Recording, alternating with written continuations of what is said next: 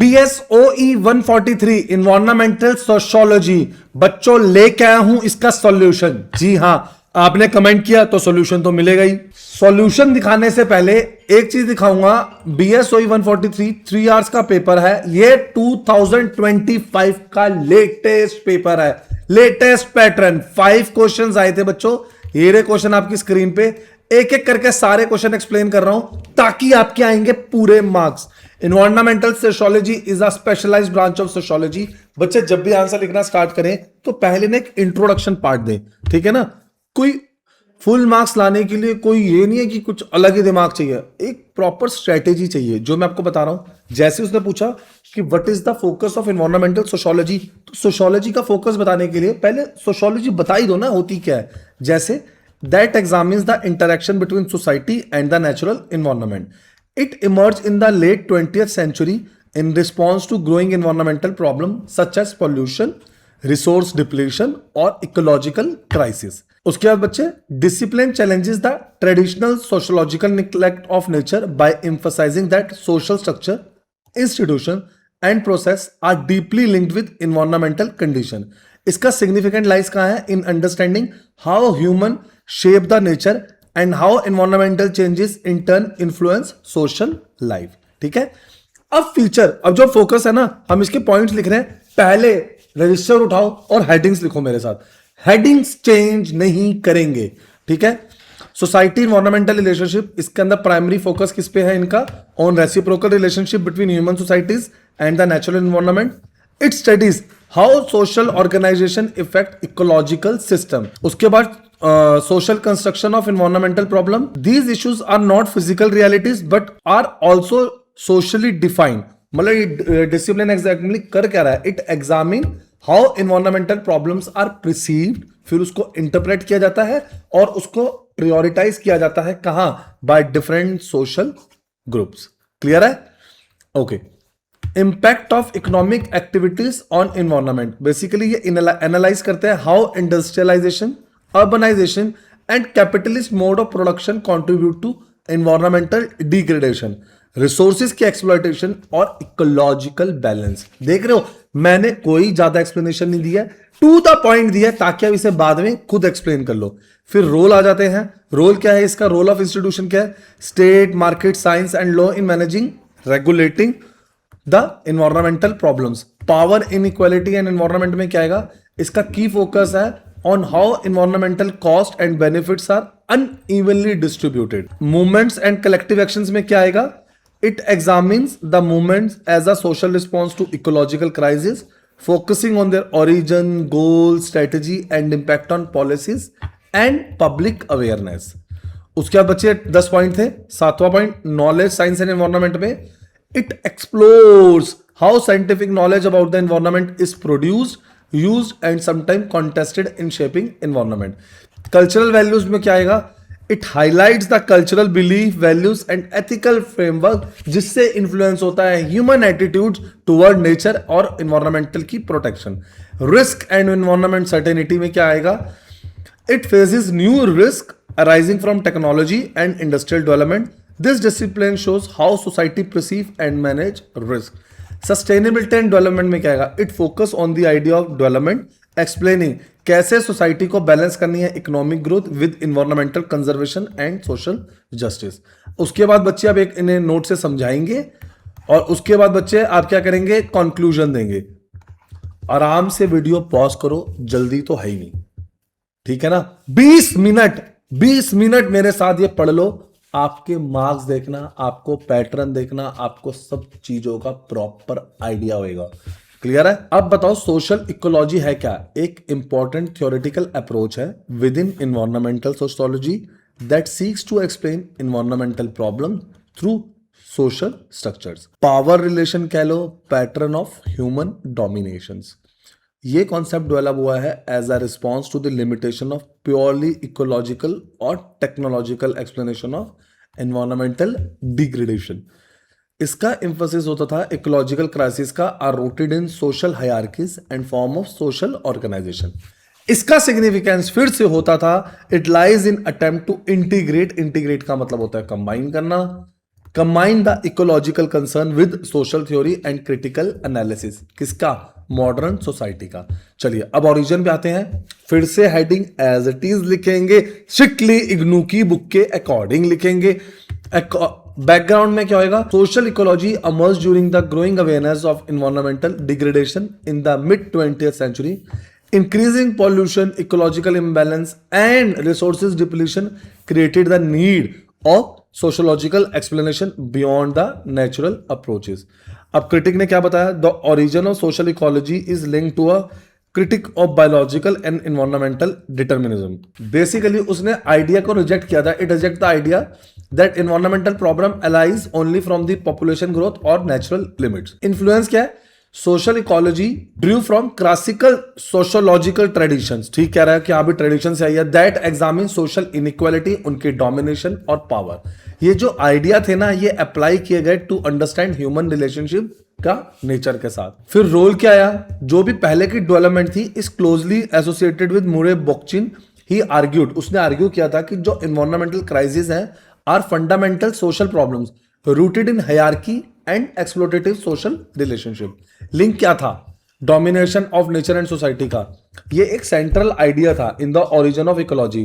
Domination of nature, ये किससे था? डोमिनेशन था within the society. Criticism कहां से आया? Social ecology oriented as a critique of capitalist industrial society. इसने क्या हाईलाइट किया? How profit driven production and technological exploration intensify the environmental degradation. कैसे इस एक्सपेंशन ने इंटेंसिफाई किया एनवायरमेंट की डिग्रेडेशन को? रिजेक्शन आई टेक्नोलॉजिकल फिक्सेस में।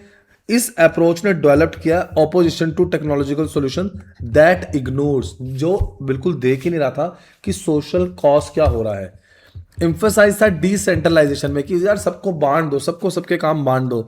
कनेक्शन था इकोलॉजिकल मूवमेंट से, ठीक है ना, along side environmental and ecological movement. इसने एक ideological and theoretical foundation for movements advocating ecological balance and social justice बहुत ध्यान रखा और इंटीग्रेट कंबाइन किया इनटू एनवायरमेंटल सोशियोलॉजी के। बच्चे जब तक आप इसे एक एक चीज को अच्छे से रीड नहीं करोगे, अच्छे से बने रहो, अच्छे से देखो आंसर की सीक्वेंस कैसे स्टार्ट होती है। इंट्रोडक्शन दिया, मीनिंग दिया। अब जैसे रिस्क सोसाइटी के बारे में आया, इंट्रोडक्शन दूंगा, मीनिंग दूंगा, की एस्पेक्ट्स दूंगा, ठीक है ना। लेकिन आंसर में आगे बढ़ने से पहले एक सेकंड रुको। पहले मेरे चैनल को ना लाइक और सब्सक्राइब करो, जल्दी करो, क्योंकि मैं नहीं चाहता एक भी आंसर मिस हो। मैं चाहता ही नहीं हूं कि आपका एक भी आंसर मिस हो। ये देखो, इन बच्चों ने मुझे बताया कि क्या कहते हैं कि सर मेरे को कौन से सॉल्यूशन सही है। हमने सारे सॉल्यूशंस लगाए, हमने सारे सॉल्यूशंस लगाए बच्चों। क्लियर है? मेरी वेबसाइट पे आ जाओ unnatieducations.com। इग्नू एडमिशंस देख रहे हैं। कोई भी आपको एडमिशन से रिलेटेड जानकारी चाहिए हो, सॉल्व असाइनमेंट चाहिए हो, previous year paper, guest year paper, सब मिलेगा। एक बात लास्ट सुन लेना, 5 साल के पेपर जरूर करना। ये रहा स्क्रीन पे नंबर, ये रहा स्क्रीन पे नंबर। 5 साल के पेपर किए बिना मत जाना। कितने बच्चों ने हमसे पेपर लिया, उनका हमें बहुत पॉजिटिव रिवर्ट आया है। असाइनमेंट्स ले लो, पेपर्स ले लो, सॉल्यूशंस ले लो। मैं अगेन बोल रहा हूं, नंबर आपकी स्क्रीन पे प्रेजेंट है। अभी कॉल करो। 5 साल के पेपर, सर टाइम कम है। अरे 3 साल के करना, टाइम कम है, कल परसों पेपर आता, तो 2-3 साल के तो करो। यही तो क्वेश्चन जब रिपीट होंगे फिर मुझे आके बच्चे मैसेज डाल रहे हैं, सर काश हमने कर लिया होता, हमने 1-2 साल के पेपर करके गए। ये तो और पिछले साल का पेपर देखा, उसमें भी अलग क्वेश्चन आया हुआ था। तो प्लीज ऐसी गलती आप मत करना। क्लियर है? अब आगे बढ़ते हैं। इंट्रोडक्शन देख लिया, मीनिंग देख लिया, रिस्क सोसाइटी का, shift from wealth to risk, manufactured risk, इसके अंदर पढ़ते जाएंगे। साथ साथ role of science and technology क्या था, एनवायरमेंटल डायमेंशंस क्या था, ग्लोबल नेचर क्या था। बच्चों रीड कर लो, ठीक है ना, रीड करेंगे। इजी है ये वाला पॉइंट, इजी है ये, फिर भी थोड़ा इसको रीड करेंगे। चलो बच्चों 6 पॉइंट स्टार्ट कर रहे हैं। Uncertainty and invisibility. Many risks in risk society are invisible and it cannot be easily perceived through the senses। इतना आसान नहीं है। They depend on scientific knowledge for detection और उसकी interpretation। Increase public dependence on expert। अब हमें हमारी dependence बढ़ चुकी है एक्सपर्ट्स पे। इंस्टीट्यूशन की फेलियर और उनकी कुछ रिस्पॉन्सिबिलिटी है। Risk society highlights the failure of social institution such as state, industry और जो भी रेगुलेटरी बॉडी जो उनको कंट्रोल करना था और prevent the risk created by development process. Public awareness इसके अंदर क्या गया, increase awareness of risk leads to reflexivity where society begins to question, अब सोसाइटी पूछ रही है, and reflect upon the consequences of modernisation, science and industrial growth. उसके बाद social inequality, although risk सारे वाइड स्प्रेड थे, उनके impacts uneven थे। Poor and marginalised groups often face greater exposure to environmental and health risk. फिर से बच्चे critical note पढ़ेंगे, कंक्लूजन पढ़ेंगे, आपके पास टाइम है, अच्छे से पढ़ो, मैं बार बार बोल रहा हूं अच्छे से पढ़ो, वीडियो पॉज कर दो, क्लियर है बच्चों, वीडियो पॉज करो और कंक्लूजन को भी अच्छे से पढ़ो, कोई जल्दी नहीं है। फोर्थ पॉइंट पे आ गए हैं, ये रहा आपका फोर्थ क्वेश्चन। बच्चे सारे 20 मार्क्स के क्वेश्चन थे, लेकिन एक बार याद रखना, बड़ी कहानियां लिखते हो आप लोग, 400 वर्ड से ज्यादा नहीं लिखने। तभी आप देख रहे हो मैं 8-10 पहले इंट्रो दे रहा हूं, फिर उसके 8-10 पॉइंट दे रहा हूं, उसके बाद नोट दे के कंक्लूजन दे रहा हूं। इकोलॉजिकल मॉडर्नाइजेशन को डिफाइन करना है और उसकी एजम्पशंस बतानी है। आराम से देखते हैं, ये एक इंपॉर्टेंट थ्योरेटिकल अप्रोच है कहाँ की, इन एनवायरमेंटल साइकोलॉजी दैट एक्सप्लेन कि एनवायरमेंट की प्रोटेक्शन को कंबाइन करना है मॉडर्न इंडस्ट्रियल सोसाइटी में। ये कॉन्सेप्ट इमर्ज हुआ 20th सेंचुरी में, particularly in the context of advance industrial societies facing जिनको एनवायरमेंटल प्रॉब्लम हो रही है। It challenge the views that economic growth and environmental protection are incompatible. इसकी सिग्निफिकेंस क्या थी, it lies in emphasis on institutional reform, technology की innovation, policy changes to address environmental issue within the modernity. Meaning आ गया, it refers to a process, it refers to a process through which modern societies restructure their institution, technologies and practices to reduce the environmental harm while continuing economic development। Clear है बच्चों? अब कुछ assumptions देखते हैं। सबसे पहले environmental problem एक modern challenge है। ये थ्योरी क्या एज्यूम करती है, they are not external to modern society but are outcomes of industrialisation and modern economic activities. Role क्या है, a key assumption is that scientific knowledge and technological innovation can help solve environmental problems by improving efficiencies and reducing pollution। Institutional reform क्या था, it assumes that existing social institutions such as state, market and industry can be reformed to promote environmental protection। Shift क्या है, from end of pipe solution, this approach emphasizes preventive strategies rather than reactive measures। Economic growth, one of the central assumption is that economic growth and environmental protection are not contradictory। ठीक है ना, it is seen as achievable through modernization। Role of the state क्या है, the theory assume an active role of the state in framing environmental regulations, policies and incentives जो कि encourage करते हैं environmental responsible behavior। Participation of market and industry, मतलब ये क्या assume करता है, that market mechanism and industrial actors can become important agents of environmental reform. Importance क्या है इसकी, growing environmental consciousness among consumer and citizens is assume to influence production pattern और policy decision. And last, this theory assumes that modern society become reflexive, meaning they critically evaluate the सारे consequences किसके, development के, and adjust their practices to reduce ecological risk। तो बच्चे फिर से critical note आपके सामने है, आराम से रीड करेंगे, वीडियो पॉज करो। फोर्थ क्वेश्चन 20 मार्क्स का खत्म होता है। ठीक है बच्चों, पढ़ लिया, कंक्लूजन पढ़ा, आगे बढ़े। कितने क्वेश्चन आए हुए थे इसके अंदर, 8 क्वेश्चन। आपको करने हैं कितने थे, 5 क्वेश्चन। जैसे ही आपको पेपर मिले ना, पहले मेरी एक बात याद रखना, पेपर मिलते ही, पेपर आराम से मिलना, 5 मिनट जरूर लगाना, या आप एक काम करना, पहले पेज में जैसे पहले 4 क्वेश्चन है ना, आपने देखे, इनमें से जो आपको सबसे अच्छे आते हो ना, पहले वो आंसर लिखना। सर जैसे मुझे 5 में से 4 बहुत अच्छे आते हैं, जैसे 1 आता है, 3 आता है, ठीक है ना, 5 आता है, तो उसके बाद 8 आता है, एग्जाम्पल के लिए आप ये लिख लेना। फिर आपको इन 3 में से जो थोड़ा बहुत आता हो, सर वो लास्ट में लिख रहे हैं, कोई दिक्कत नहीं, स्पेस मत छोड़ना, ठीक है ना। जो पहले अच्छे से आते हो उसको अच्छे से लिखेंगे, ताकि एग्जामिनर का हाथ ऐसे हो जाएगा, क्या लिखा है बच्चे ने, वो टिक टिक मारता रहेगा, टिक टिक मारता रहेगा, तो ठीक है ना, तो उसका हाथ ऐसे बन जाएगा कि उसे पता लग जाएगा कि इस बच्चे को आता है। क्लियर है बच्चे? तो अब देखेंगे, ये 5th क्वेश्चन आपके सामने है। जितना अच्छे से आप प्रेजेंट करेंगे ना, उतने ही अच्छे मार्क्स मिलेंगे। जैसे कोई भी हेडिंग्स आ रही है ना, तो इसे ब्लैक पेन से लिख लेना, जो भी हेडिंग्स है, सर ये आंसर आराम से देखते रहो, मैं समझा रहा हूँ, दिखा रहा हूँ, वीडियो पॉज करते रहो, मैं बहुत स्लो चल रहा हूँ। ये सारे हेडिंग्स ना ब्लैक पेन से लिख लेना, सारी हेडिंग्स जितनी भी हेडिंग्स है ना ये बच्चों सारी ब्लैक पेन से लिख लेना। उसके बाद ये सारा आंसर ना बच्चे ब्लू पेन से लिख लेना। किससे लिख लेना? ब्लू पेन से लिख लेना। जितना अच्छा प्रेजेंट करोगे उतने ही अच्छे मार्क्स आएंगे। अब देख रहे हो, फिर क्रिटिकल नोट और कंक्लूजन आराम से लिखेंगे। लिखा बच्चों? लिख लिया बच्चों? चलो नेक्स्ट क्वेश्चन पे आते हैं। अभी फिर से बोल रहा हूं, स्क्रीन पे नंबर दिया हुआ है आपको, इस पे कांटेक्ट कर लेना।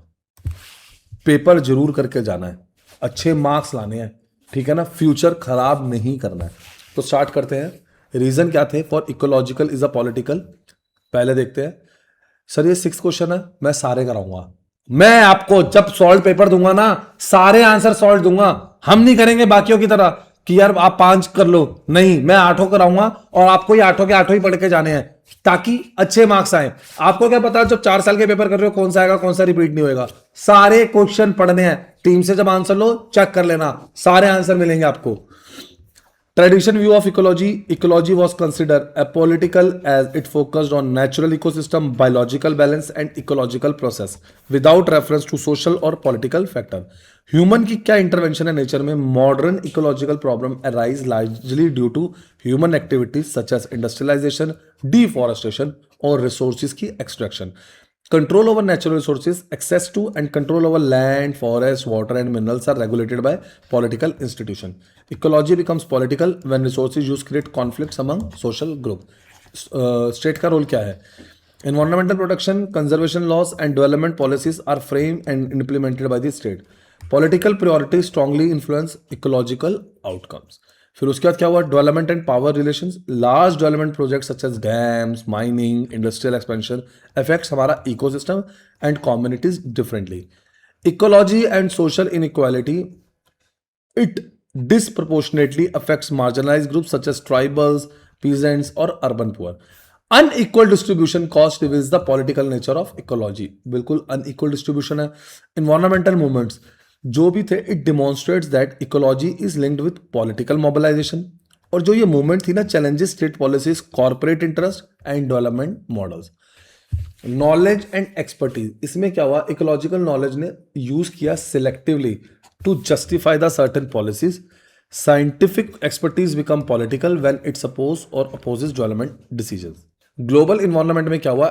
जो भी इश्यूज थे क्लाइमेट चेंज के, बायोडाइवर्सिटी लॉस के, पॉल्यूशन इन्वॉल्व, इंटरनेशनल नेगोशिएशन और कोई भी power relation between nation, making ecology part of global politics. And last, ecology as a site of contestation. Competing interest over conservation, livelihood and development turn ecology into contested field where political struggles are central. Critical note देखेंगे बच्चों, conclusion पे आ जाएंगे बच्चों। देख लो बच्चे, आराम से लिखो, कोई जल्दी नहीं है। अभी पहले बताओ, आपने अपने फ्रेंड्स का शेयर किया? कर दिया? हाँ, कमेंट आ गया सर हमने कर दिया, बहुत बढ़िया। लाइक और सब्सक्राइब भी कर लिया, बहुत बढ़िया। तो चलिए बाकी आंसर टीम से कांटेक्ट करके ले लो। मुझे कमेंट सेक्शन में पहले बताओ आपको नेक्स्ट सॉल्यूशन किस पे चाहिए, मैं उसके ऊपर वीडियो लेके आता हूं। Thank you.